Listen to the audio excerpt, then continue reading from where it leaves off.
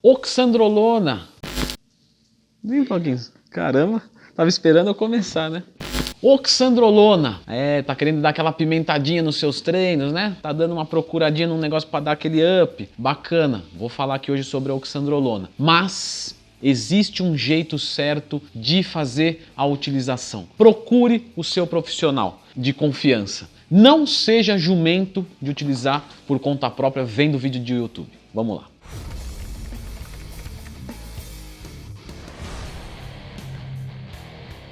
Pessoal, sempre lembrando que se você precisar de um professor, de alguém para montar os seus treinos, calcular os seus macros, você pode me contratar online, www.leandrotwin.com.br. Muito obrigado pela preferência. Bom, a oxandrolona, uma droga muito popular, ela é o whey protein dos esteroides anabolizantes, todo mundo já ouviu falar, muitos têm curiosidade de tomar, é uma droga leve, mas claro, não é brincadeira. Normalmente também descriminalizada pelos homens. Fala assim, isso é droga de mulher, isso aí não dá resultado nenhum. Se você ouvir alguém falando isso, perdoe os leigos, ele não sabe o que diz, certo? A oxandrolona é uma droga que, mesmo utilizada em homem, tem excelente poder estético se bem utilizada. Bom, a oxandrolona ela é um derivado de DHT, dihidrotestosterona, e ela é um 17-alfa-quelato, ou um 17-AA, o que, para quem já é acostumado com o termo, sabe que tem um metabolismo hepático e pode causar alterações nas transaminases glutâmica pirúvica ou oxalacética, TGO-TGP. É um esteroide de classe 1 com forte ligação androgênica. Ela é uma droga que foi criada pelo Sr. Rafael em 1964, então já é uma droga bastante antiga. Mas por que ela foi criada? Qual que foi o intuito dela ser criada? Ela foi criada com o intuito de ser utilizada com pacientes que estavam tendo perda de peso por algum tipo de problema. Então, por exemplo, um HIV ou AIDS. Então, essa pessoa perdia peso e a oxandrolona iria entrar nisso para conseguir melhorar essa condição. E também sendo utilizada para osteoporose, certo? Ela tem um poder positivo nos nossos ossos também. Porém, os fisiculturistas deram aquela carcada boa na utilização da oxandrolona e em 1989 ela foi cortada do mercado. Apesar dela ter essa boa afinidade com os receptores androgênicos, ela não é tão androgênica, certo? Por isso que é muito bem utilizado por mulheres também. Tem um efeito anabólico legal e sem ganhos de retenção de líquidos e ganhos de gordura. Claro que isso depende da dieta, mas ela é uma droga bastante utilizada em ciclos cutting. Ainda que sim, dá para se utilizar também em ciclos bulking. Lembrando que o poder lipolítico dela é maior até do que da própria testosterona. A oxandrolona, Leandro, afinal, ela inibe o nosso eixo, sim ou não? Sim, todo esteroide anabólico androgênico, ele vai inibir o seu eixo, certo? Por retroalimentação. Só que ela tem um poder baixo disso. Mas isso não quer dizer que não vai haver uma inibição do eixo. O que pode acontecer em relação a outras drogas é que ela pode ter uma inibição parcial do eixo, dependendo da posologia, dependendo do uso.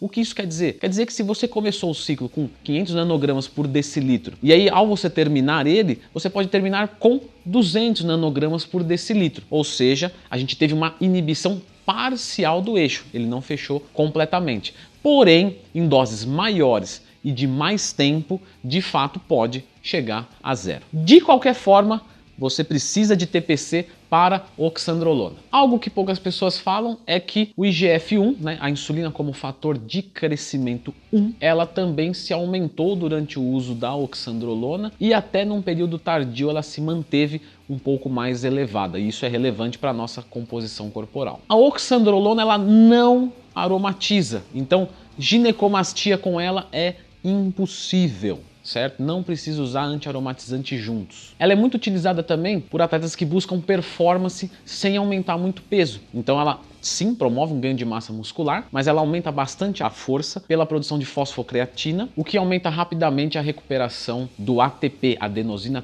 trifosfato, certo? E aí você consegue um desempenho melhor sem uma grande quantidade de volume corporal, de peso corporal. Por exemplo, um lutador não pode ganhar tantos quilos para não sair da categoria, mas busca uma performance melhor. Então, a oxandrolona é prescrevida pelo seu orientador respectivo dessa área. Se isso não fosse tudo, ela também melhora o condicionamento cardiorrespiratório, o que promove também uma melhora, por exemplo, para um ciclista. Veja só o trocadilho, ciclista, né?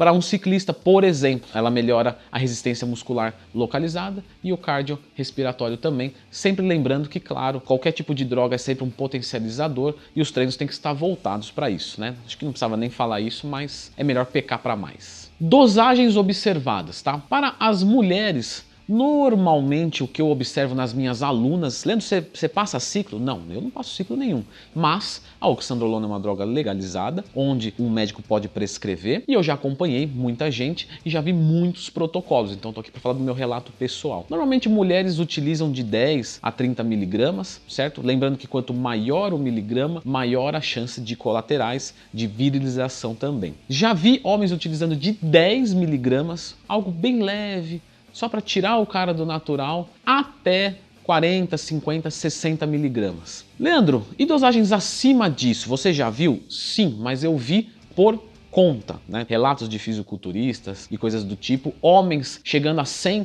até 150 miligramas por dia, certo? Uma quantidade bastante elevada, e mulheres até 50, 60 miligramas. Isso o uso indiscriminado, por conta própria, certo? Leandro, e combinações dela? Ela cabe bem com outras drogas? Sim, dá para se utilizar com Masteron, Primobolan, Trembolona, você vê de tudo hoje em dia, né? Mas algo que é bastante, vamos dizer, sólido assim, que você vê pessoas prescrevendo, é a combinação com testosterona para evitar queda de libido e melhorar ainda mais a performance. Lembrando sempre que quanto mais droga, mais colaterais e não necessariamente mais resultados. Isso é muito importante dizer, né? Porque se fosse assim, se 20 miligramas promove tanto, se eu tomasse 200 miligramas tanto, se eu tomasse 2.000 miligramas eu virava o maior cara do mundo, né? Não, você vai virar o cara mais problemático do mundo ou vai chegar bem perto, pode ter certeza. Tempo de ciclo, Leandro. O que você observou aí acompanhando os seus alunos? Ela é uma droga de ação rápida, certo? A meia-vida dela é curta, 3, 4 horas. Então, você consegue fazer ciclos curtos com boa qualidade. Até ciclos de 4 semanas eu já vi, levado até 12, 16 semanas, dependendo da dosagem. Quanto maior a dosagem, normalmente o ciclo é prescrito pelo seu profissional adequado,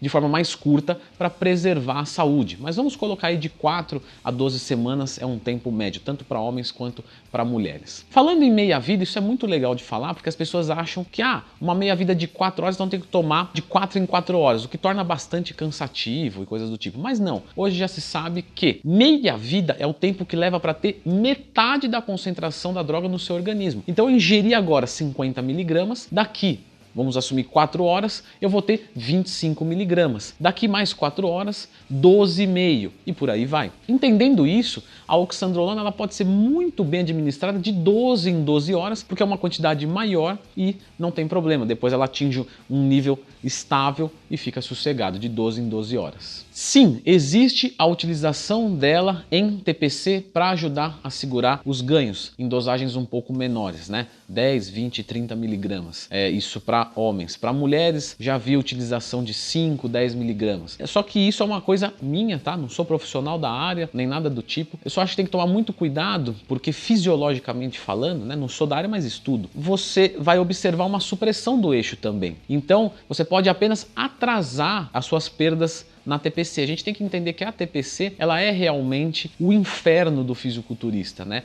É a pior etapa que tem, porque ele está com hormônios que favorecem os ganhos de gordura altos e hormônios que favorecem o ganho de massa muscular baixos. Então, dentro de uma TPC é esperado perdas. Se você não perdeu nada, é porque você terminou ainda num nível tão gigante ou porque o seu ciclo foi muito conservador, o que também não deu muitos ganhos. Quanto maior os ganhos, maiores as perdas da TPC, certo? Pessoal, ficaram com alguma dúvida sobre a oxandrolona? Continue de olho aqui nos comentários. Escreva. Obrigado, um abraço e até a próxima.